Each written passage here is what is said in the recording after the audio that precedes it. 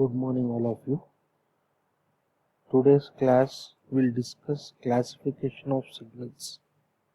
The first class was on basic signals. Now we are classifying different signals.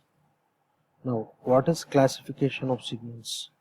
The best example for classification of signals is if you want to classify a class of students, what are the different scenarios you are taking? Suppose say you are classifying based on their gender. Suppose say you are classifying them, the group of students, into boys and girls. Okay, that is one type of classification. The second type of classification may be students whose height is greater than 5.5 feet, students whose height is below 5.5 feet. So you are classifying the students based on their heights. Okay. Now what the other classification may be, is he hailing from a rural background or an urban background? So those who are coming from village background are one group, and those who are coming from cities are other groups.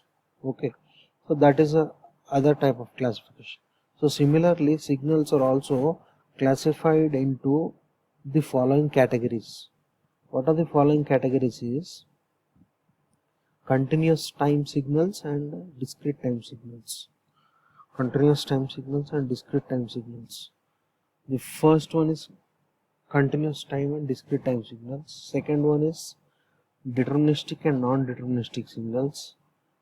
Third one is even and odd signals. Fourth one is periodic and aperiodic signals. Fifth one is energy and power signals. Sixth one is real and imaginary signals. Okay. The first classification is continuous time and discrete time signal. What is a continuous time signal and what is a discrete time signal? A continuous time signal, the signal is said to be continuous when it is defined for all instants of time. If it is defined for all instants of time, then it is called as continuous signal. Suppose say this wave or this signal is a sine signal, it is defined for all values of time, therefore it is a continuous signal. Now if you take the next signal, this is a discrete time signal. Why this is discrete time signal? You please understand here, this signal is not defined for all values of time, but it is defined for only discrete instants of time, discrete values of time only it is defined. Suppose say it is defined here, also here, but not in between. In between we don't know what is the value, we cannot, it is not defined. Okay, so here it is defined, here this value of time it is defined, this value of time it is defined, this value of time is defined, but in between it is not defined, so this is called as a discrete time signal. Now deterministic signal and non-deterministic signal. What is a deterministic signal and a non-deterministic signal? You have a mathematical formula for a signal, then it is called as deterministic signal. If you put the value of time in that formula, you will get to what is the value of the signal at that particular point of time. Then that is called as a deterministic signal. What is non-deterministic signal is, there is no mathematical formula which defines the correct value of the signal.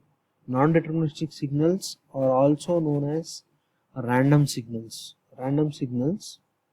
Okay, they do not have a mathematical equation, so they are called as a non-deterministic signals. Now if you take this example, we don't know what is the value of, if you take this point of time, if you see, you have this value and this value. You don't have only one value at that point of time, you may have you may have a probabilistic terms to define the values, but no particular exact value is defined. So that is called as non-deterministic signals. Next classification is odd and even signals. Odd and even signals. When do you say a signal is even, and when do you say a signal is odd? Okay, so a signal is said to be even if it satisfies the condition x of t is equal to x of minus t. X of minus t. Okay, x of t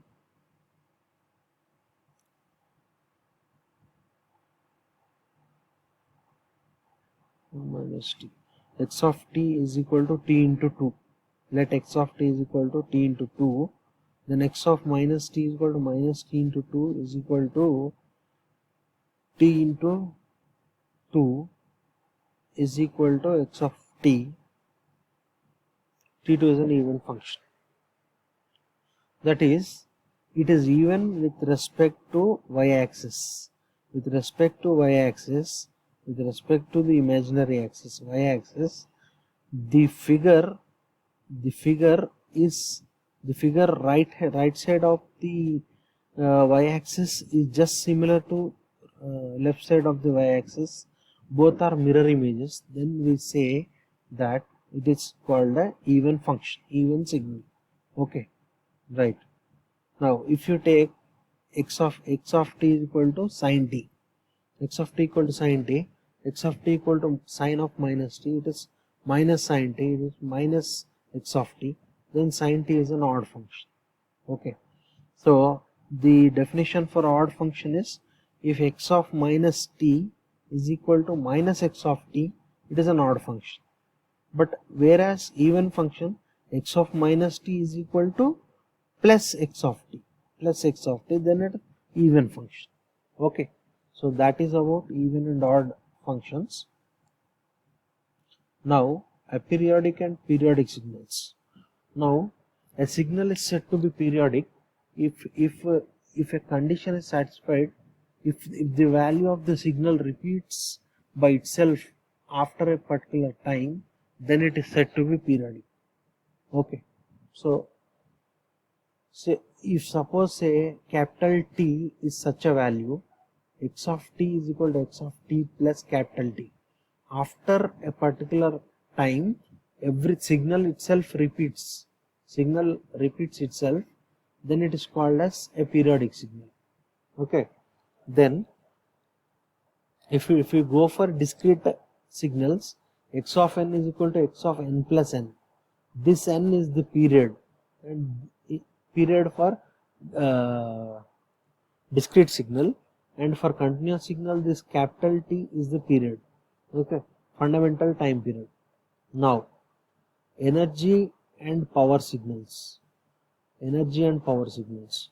What are energy and power signals? A signal is said to be energy signal if its energy is finite, if it has finite energy. A signal is said to be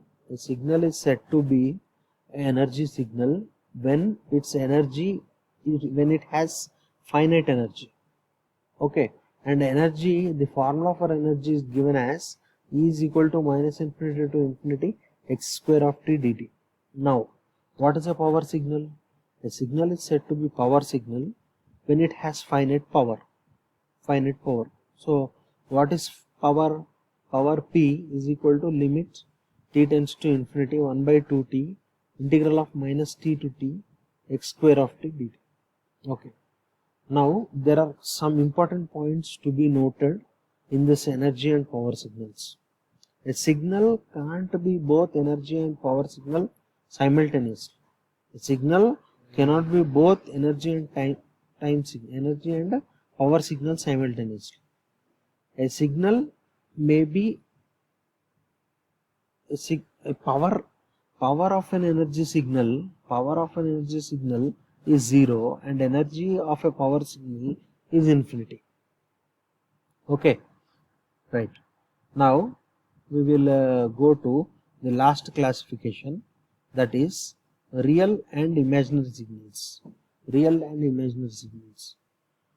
Okay, now If x of energy and real and imaginary signals, a signal is said to be real if it satisfies the condition x of t is equal to x conjugate of t. If you do conjugation of operation of the signal, if you are getting the same value before, then it is called as real signal. Now it is called as imaginary signal or odd signal when x of t is equal to minus x conjugate of t.